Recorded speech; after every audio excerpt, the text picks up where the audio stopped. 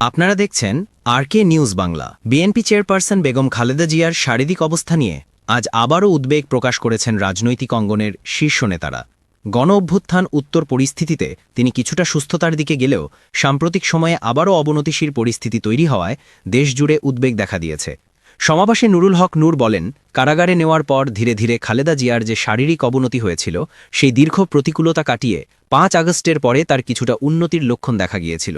তিনি বলেন, দেশের সংকটময় সময় এবং রাজনৈতিক অস্থিরতার মধ্যেও খালেদা জিয়ার আপসহীন অবস্থান তরুণ প্রজন্মকে অনুপ্রাণিত করে। তার ভাষায়, দেশ ও জাতির প্রশ্নে তিনি মাথা নত করেননি, কারাবাস বেছে নিয়েছেন কিন্তু আপোষ করেননি। নুরুল হক নূর আরও দাবি করেন, খালেদা জিয়ার চিকিৎসার বিষয়ে দলমত নির্বিশেষে সকল শ্রেণীপেশার মানুষ হাসপাতালের সামনে আসছেন, খোঁজখবর নিচ্ছেন। তিনি বলেন, এটি প্রমাণ করে যে তিনি দলীয় সীমা ছাড়িয়ে জাতীয় ঐক্যের প্রতীকে পরিণত হয়েছেন। তিনি আরও জানান, চিকিৎসকরা বলেছেন যে শেষ ২৪ ঘণ্টায় অবস্থার কোনো অবনতি হয়নি, বরং স্থিতিশীল রয়েছেন।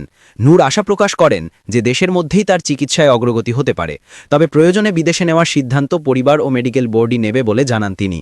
এদিকে আলোচনায় আরও উঠে আসে সামনে নির্বাচনকে ঘিরে চলমান রাজনৈতিক পরিস্থিতি।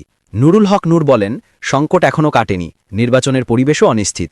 এমন অবস্থায় দেশের গণতন্ত্র, স্বাধীনতা ও সার্বভৌমত্ব রক্ষায় খালেদা জিয়ার উপস্থিতি এখনও প্রয়োজন বলে মন্তব্য করেন তিনি আরও জানান, মসজিদ, মন্দির, প্যাগোডা, গির্জায় বিভিন্ন স্থানে তার সুস্থতার জন্য দোয়ার আয়োজন হচ্ছে, যা প্রমাণ করে তিনি আজ ব্যক্তি বা দলের নেতা নন, পুরো জাতির মাথার মুকুট।